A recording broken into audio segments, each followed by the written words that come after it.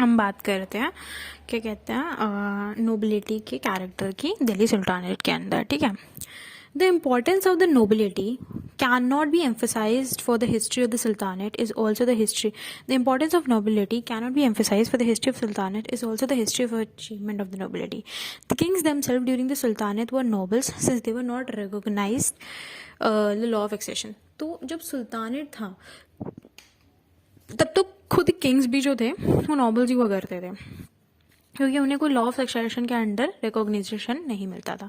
These noble rose to the power and were usually help by the members of the own class and ethnic class and tribe consideration along with selfish motives to be also the part of the coalition. तो ये king जो थे अपनी power में rise वगैरह करेंगे और इनकी इंपॉर्टेंस होती थी. And thus according to many scholar including Nigam the study of the nobility surpass any other institution including the monarchy during the days of the Delhi sultanate. ठीक है, तो ये अपने चक्कर में, अपने सेल्फिश मोटिव के चक्कर में, अपने क्लैन ब्लैन की वो करने के लिए ये ऊपर उठ जाते थे. ठीक है. While speaking of the nobility, it becomes significant first to understand the institutions that were a part of the 13th century.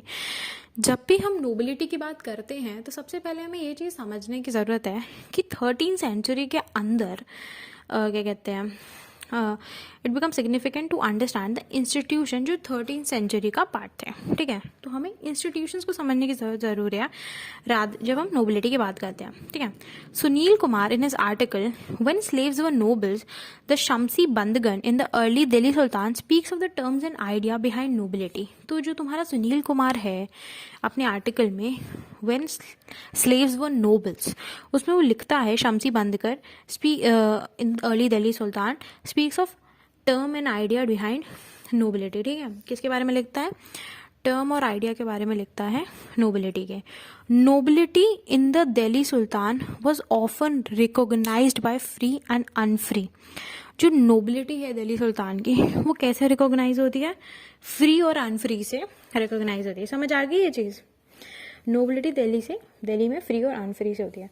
तो कुमार कहता है कि फ्री का मतलब ये नहीं है कि आप फ्रीडम इम्प्लाई कर सकते हो to choose the area surface, और अनफ्री का मतलब नहीं है ये. And neither did unfree mean कि आपका सोशल इनिशिएटिव की कमी होगी. Scholars like Nizam and Ashraf use the term noble to refer to an assorted group of the ruling class, but Kumar uphold Adar Ali's statement who says that we must remove the term noble from the European feudal connotation that's taken from and be taken to mean the officers of the king, a superior class in the political order.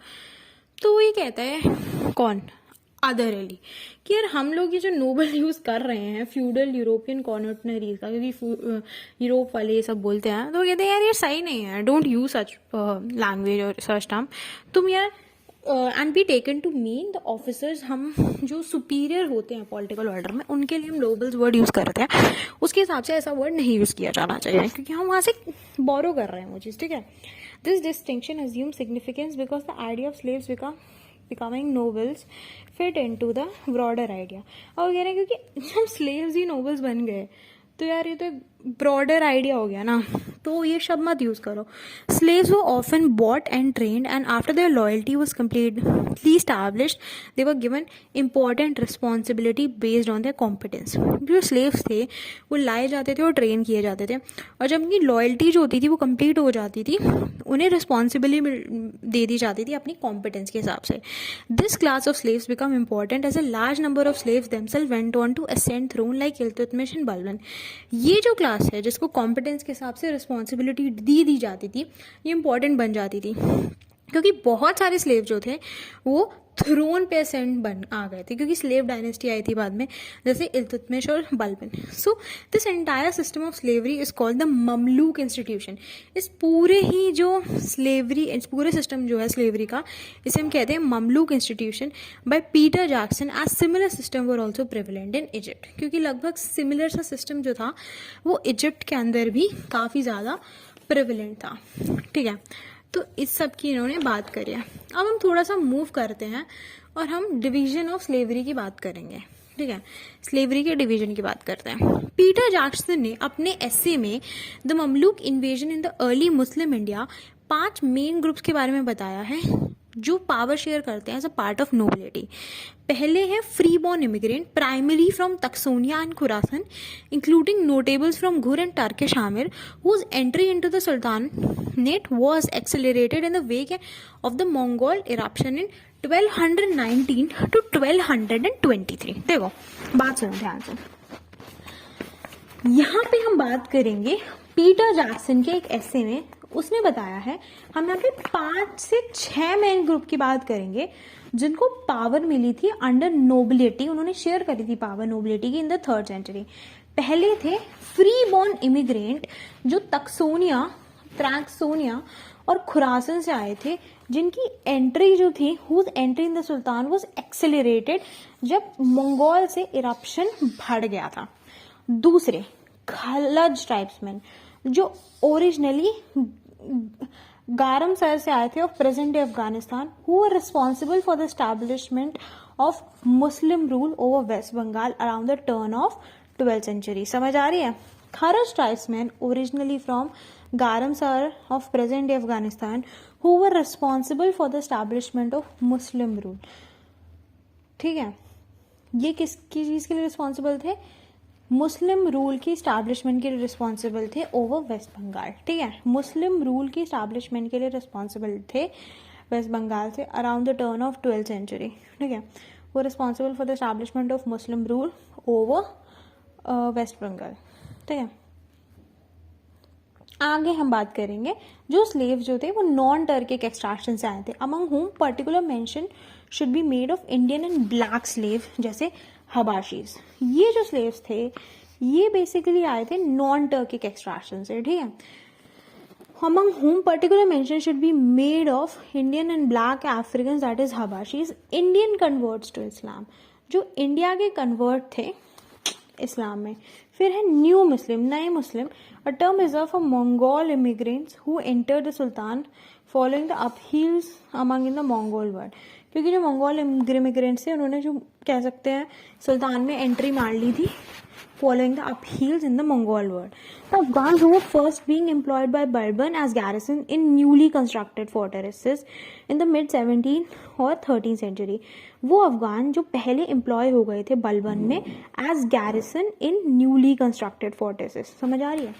वो अफगान जो employ हो गए थे बलबन में as garrison in terms newly constructed fortresses in the mid 7th and 13th century. तो यहाँ पे Muslims हो गए, आपके न्यू मुस्लिम्स हो गए, एक तो एक अफगान्स हो गए, एक हो गए नॉन टर्किश, ठीक है, एक हो गए फ्री बॉर्न इमिग्रेंट्स। तो देखो एक तो हो गए फ्री बॉर्न इमिग्रेंट्स, ठीक है, एक हो गए खलज वाले, एक हो गए स्लेव्स जो नॉन टर्किश थे, ठीक है, नॉन टर्किश स्लेव्स। फिर हो गए Indian Islam, Indian converts to Islam. फिर हो गए न्यू मुस्लिम, ठीक है, नॉन टर्किश, या तो तुम मुझे स्लेव्स ही कर लो, simple slaves of non Turkish. फिर हो गए न्यू मुस्लिम्स, ठीक है, फिर हो गए तुम्हारे अफगान्स। तो इसकी ना शॉर्ट फॉर्म बना लो, जैसे कि नासिक बना लो, नासिक हो जाएगी और एफ लगा देना बाद में। तो अब इसमें ये है, नासिक से एक तो न्यू मुस्लिम्स हो गए, ए से हो गए अफगान्स, ठीक है, एस से हो गए स्लेव्स जो थे नॉन टर्किश ओरिजिन की, आई से हो गए इंडियन कन्वर्ट्स टू इस्लाम, ठीक है, के से हो गए खलज ट्राइब्समैन और एफ से हो गए फ्री बॉर्न इमिग्रेंट्स। ठीक है, अब आते हैं नोबिलिटी अंडर इबारीज। ठीक है, चलो, nearly all the prominent members of the nobility were the तुर्क। लगभग जितने भी प्रोमिनेंट मेंबर थे नोबिलिटी के वो सारे तुर्क थे। दो Khaljis and Tajiks also form an important wing. तो ज़्यादातर तो यार देख इबारीज के, हम बाकियों की बात नहीं कर रहे, वो तर्क थे, जबकि कुछ हिस्से में खलजीज भी थे, कुछ में ताजिक्स भी थे, ठीक है, वो भी इंपॉर्टेंट विंग थे। तो Turk receive the most fertile area, मतलब उन्हें तो अच्छे अच्छे एरिया मिल जाते थे in the subcontinent under sultan Muizz-ud din Muhammad bin Sam, while the Khaljis were given remote areas जैसे कि बंगाल, बिहार या असम दे दिया जाता था।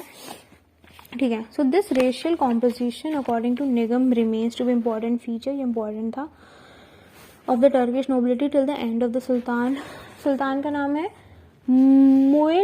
सुल्तान मुइज़-उद-दीन मोहम्मद, और ये चीज़ चली जब तक मुइज़-उद-दीन कायकोबाद नहीं आया. समझ आ रही है? जब तक ये कायकोबाद नहीं आया तक चलता गया. ये चालू हुई थी मुइज़-उद-दीन मोहम्मद बिन साद.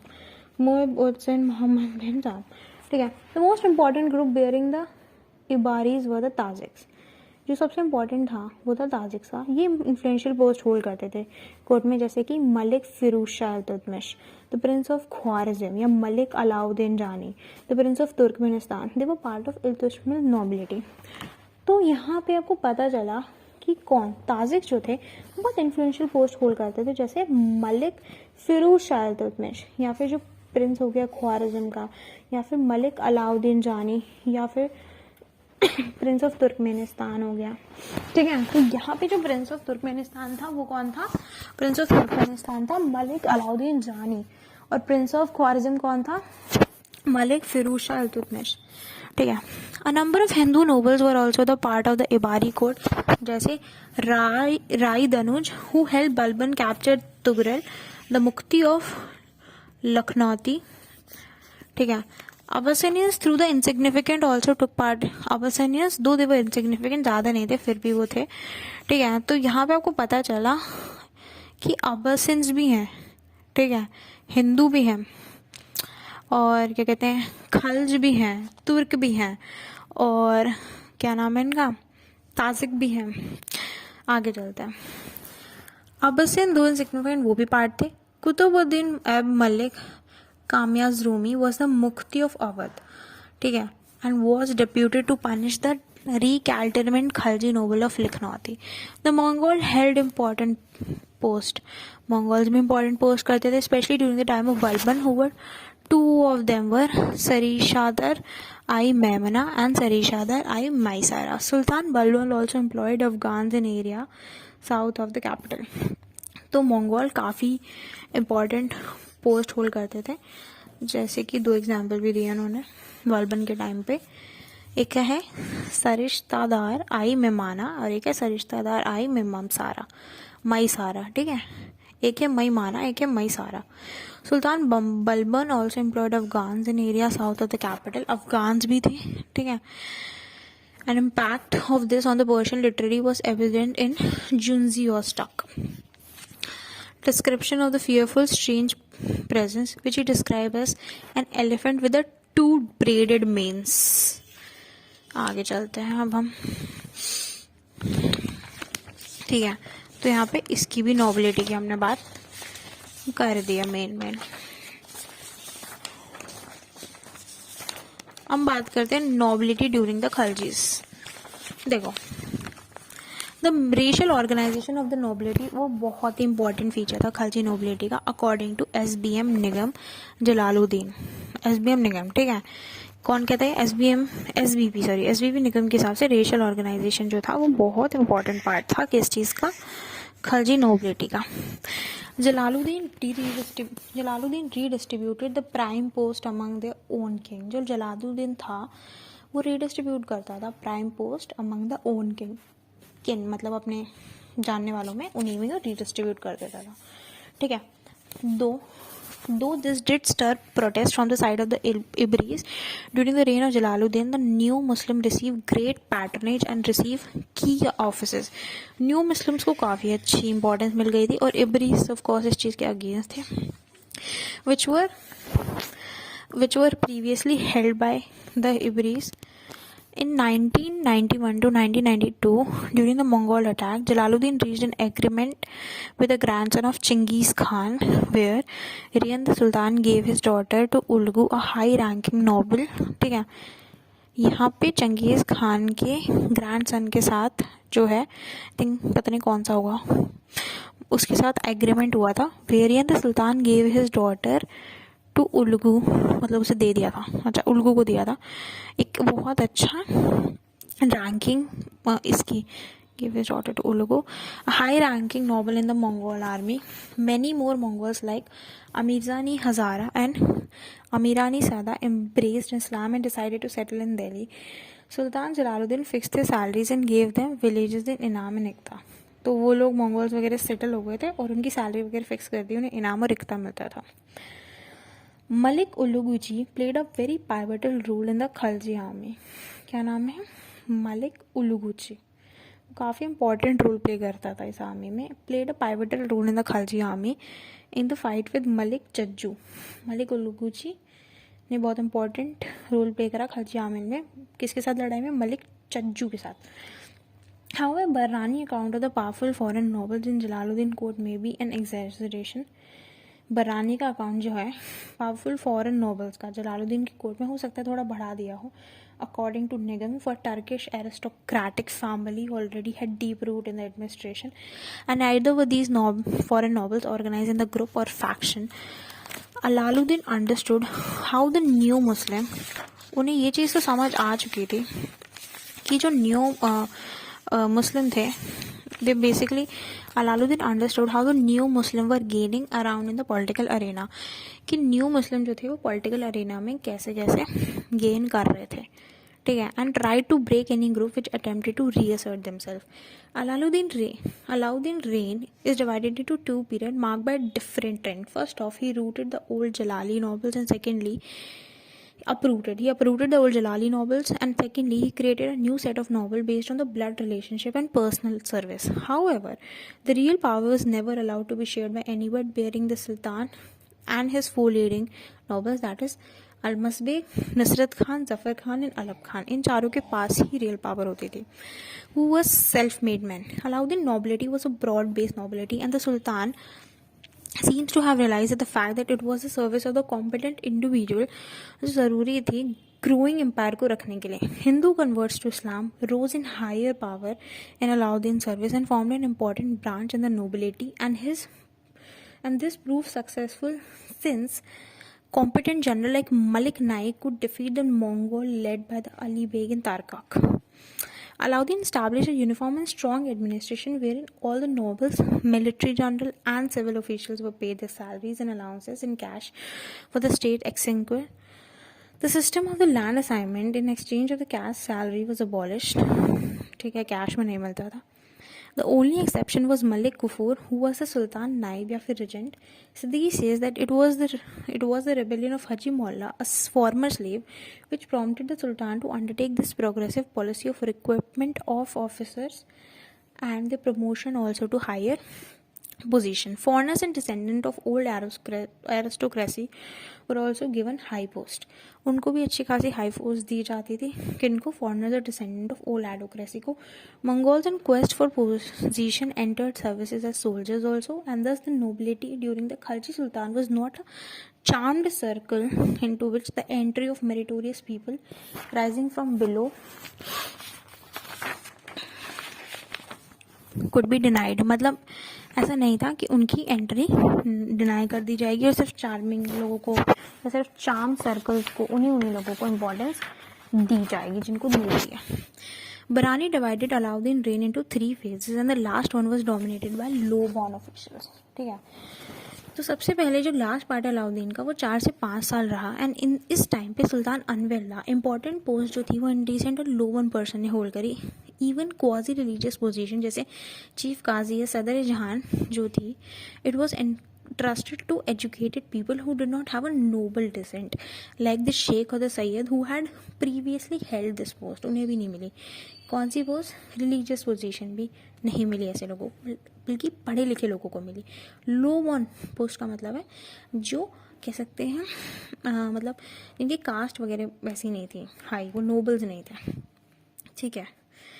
Now, Alauddin reign is characterized by many revolts which led to a major confiscation of property in Iqta, and the Department of Intelligence was reorganized to keep the Sultan posted about the deeds of nobility. ठीक है. They usually entered the service as slaves like Malik Naib Kafur Hazar Dinari, Khusro Khan, Malik Yakhlaki. Nigam says that Alauddin encouraged this new class of noble to counterbalance the influence of Khalji nobles. Afghans also made significant gains during the Khalji period. जो अफगान थे वो काफ़ी फ़ायदा उठा लेते थे Khalji period का. Notable among whom are Malik Ikhtiaruddin Yal Afghan, who held important position both during Alauddin and Mubarak Shah. जिसने अच्छी खासी इंपॉर्टेंट पोजीशन होल्ड करी थी अलाउद्दीन के टाइम पे भी और मुबारक शाह के टाइम पे भी.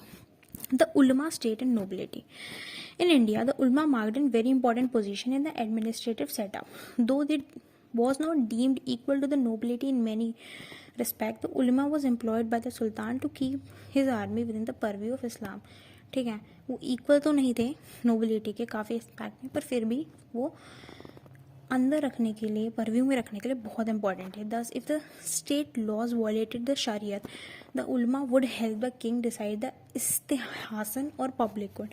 अगर स्टेट का लॉ शरीयत को वॉलेट करेगा तो वो बहुत इंपॉर्टेंट रोल प्ले करेंगे, हेल्प करेंगे किंग को कि वो इस्तेहासन या पब्लिक गुड जो है वो डिसाइड करे. Thus the ulema significantly influence the nobility as well. The sultan ulema were of to kind. उलमा ई अख्तारी जैसे सूफी सेंत पीर हो गए, या उलमा ई दुनिया जो लर्नड मैन होते थे who did not renounce material life. ठीक है, the ulamas were also given the right to exercise Islamic jurisprudence. It was after the death of Aibak that the ulama began to exercise its influence and try to formulate the policies of the state. Aibak के बाद में, as members of the judiciary, they had a major say in the administration of the state, which they sought to make ideal in every manner. The ulama often tried to dictate policies, and hence the relationship between the ulama and the sultan was hardly ideal. Al-Tutmish got Qazi Said, Qazi Imad, and Qazi Husam murdered. With regard to Razia, they did not enjoy much power during her reign, but played the part of arbitrator between Razia and the dissatisfied noble led by Junaidi. ठीक है, तो ऐबक की death के बाद उलमा जो था वो कह सकते हैं एक्सरसाइज कर रहा था influence and try to format the policy of the state. As member of the judiciary उनका अच्छा खासा से था एडमिनिस्ट्रेशन में of the state, which they sought to make ideal in every aspect. ठीक है, the ulama often try to dictate policies and hence the relationship between the ulama and the sultan were hardly ideal. तो जो उलमा था वो dictate करता था policies और relationship. The ulama tried to dictate policy and hence the relationship between ulama and the sultan that was hardly ideal. Iltutmish got Qazi Said, Qazi Imad, and Qazi Hussain murdered. With regard to Razia, they did not enjoy much power during her reign. ठीक है, रजिया के regard में वो कुछ खास power नहीं enjoy करते थे उसकी रेन में, but during her rain but played the part of arbitrator between Razia and the dissatisfied noble led by Junaidi. However, during the time of Bharam Shah, they played a significant part in the political affair. भरम शाह में काफ़ी important part उन्होंने play करा था.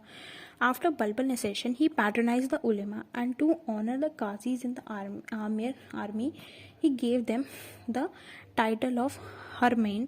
However also manage to keep them in check during the reign of Kaiqubad. The ulema again gained a lot of power.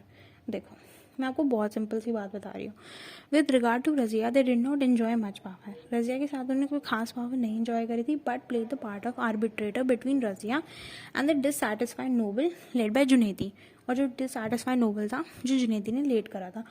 However, during the time of Bharam Shah, they played a very significant role in the political affairs. After Balban accession, he patronized the ulema.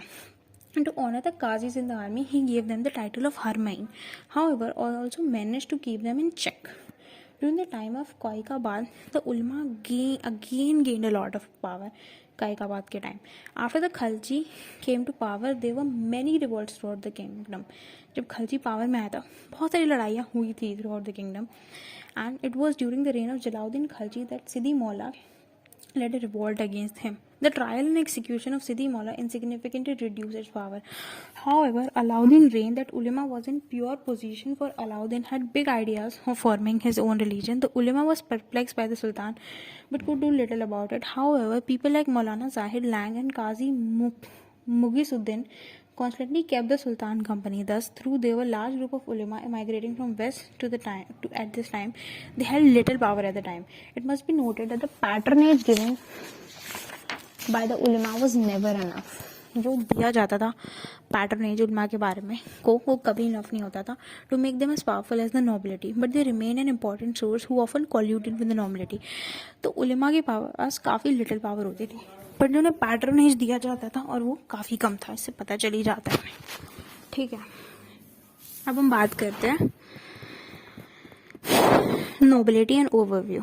देखो, the nobility initially began a small racial group of Ilbari Turk. ठीक है, चालू तो छोटा सा एक racial group बनाया गया था इब्री तर्क का, जहाँ से वो चालू हुई थी। But within half a century but within half a century was able to dilute its racial contents and made itself more heterogeneous। but लगभग आधी सेंचुरी में उसने अपने रेशियल कंटेंट को तो हटा दिया और वो काफ़ी ज़्यादा हेट्रोजेनस बनती गई। The heterogenous nobility was able to maintain checks and balances. अब कोई चीज़ हेट्रोजेनस होगी तो वो चेक्स एंड बैलेंसेस मेंटेन कर पाएगी, but more often than not it led to blood bath. Eminent scholar including Irfan Habib see the nobility as feudal in character. ठीक है, और इस चक्कर में वहाँ पे ब्लड बाथ होता रहता था। इरफान हबीब को ये चीज़ नोबिलिटी फ्यूडल लगती थी नेचर में, एंड द इक्ता हैव ऑफन बीन कॉल्ड, इक्तास को फीफ कहते थे, but this view was challenge since the days of Moreland in 1927 who said that it was a folly to draw semblances into two systems no matter how similar they appear on the surface। the main reason for not alluding a feudal character to nobility दो हैं। पहला तो ये, जो circumstances nobility के European context में वो बहुत अलग थे। The sultan in Delhi created इक्तास to uphold the pillars of the empire. frequent threats to borders by Mongol necessitated able commanders being present all the time, क्योंकि मंगोल से बॉर्डर पे थ्रेट था। सेकेंडली, जो प्रिविलेजेस यूरोपियन नोबिलिटी को दिए जाते थे उन्हें इकोनॉमिकली हेल्प करते थे, बट जो प्रिविलेजेस मारातीब जो लाइक द छत्र या दरबश वो इकोनॉमिक बेनिफिट्स नहीं देते थे। ठीक है, so they are special privileges given by the state and not a right as in the European feudal system. तो स्टेट के थ्रू उन्हें स्पेशल प्रिविलेजेस दिए जाते थे, कोई उनका राइट नहीं होता था, वो प्रिविलेज होता था और वो नोबिलिटी के अंडर उन्हें मिलता ही था। Thus, the character of the nobility, beside being extremely powerful, was not feudal in any respect। इसलिए ये कारण है जो कैरेक्टर है नोबिलिटी का, भले वो बहुत पावरफुल आपको दिखे, बट वो किसी भी तरीके से फ्यूडल नहीं कहा जा सकता नेचर में।